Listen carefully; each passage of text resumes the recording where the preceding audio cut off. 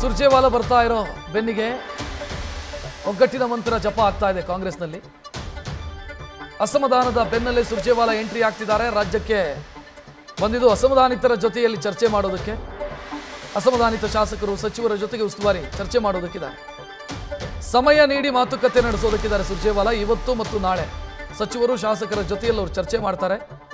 ಇದರ ಬೆನ್ನಲ್ಲೇ ಒಗ್ಗಟ್ಟಿನ ಸಂದೇಶವನ್ನು ಮುಖ್ಯಮಂತ್ರಿ ಮತ್ತು ಉಪಮುಖ್ಯಮಂತ್ರಿ ರವಾನಿಸಿದ್ದಾರೆ. ಆಗಲೇ ನೀವು ನೋಡಿದ್ರಿ, ಇಬ್ಬರು ಕೈ ಹಿಡಿದು 5 ವರ್ಷ ನಮ್ಮ ಸರ್ಕಾರ ಇರುತ್ತೆ ಅಂತ ಮುಖ್ಯಮಂತ್ರಿ ಹೇಳಿದರೆ ಮುಗುಳ್ನಗುತ್ತಾ ಅದಕ್ಕೆ ಸಹಮತ ವ್ಯಕ್ತಪಡಿಸಿದ್ದು DK ಶಿವಕುಮಾರ್.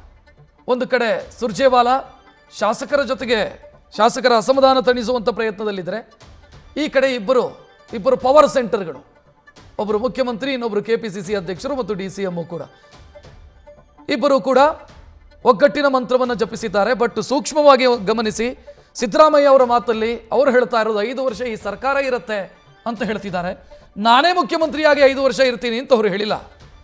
ಅದನ್ನು ಏನಾದರೂ ಹೇಳಿದಿದ್ರೆ DKC ಸಮ್ಮುಖದಲ್ಲಿ ಹೆಚ್ಚು ತೂಕ ಇರ್ತಿತ್ತು ಆ ಮಾತಿಗೆ ಮತ್ತು ಗೊಂದಲಗಳು ಬಗೆಹರಿತಾ ಇತ್ತು.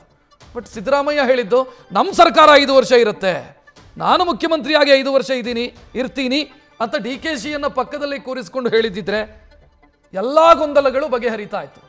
ಬಟ್ ಅದನ್ನು ಮಾಡಲಿಲ್ಲ ಸಿದ್ದರಾಮಯ್ಯ ಅವರು ಕೂಡ. DK ಶಿವಕುಮಾರ ಅವರ ಮುಖದ ಮುಗುಳ್ನಗೆಯೂ ಕೂಡ ಹಲವು ಕಥೆಗಳನ್ನು ಹೇಳ್ತಾ ಇದೆ.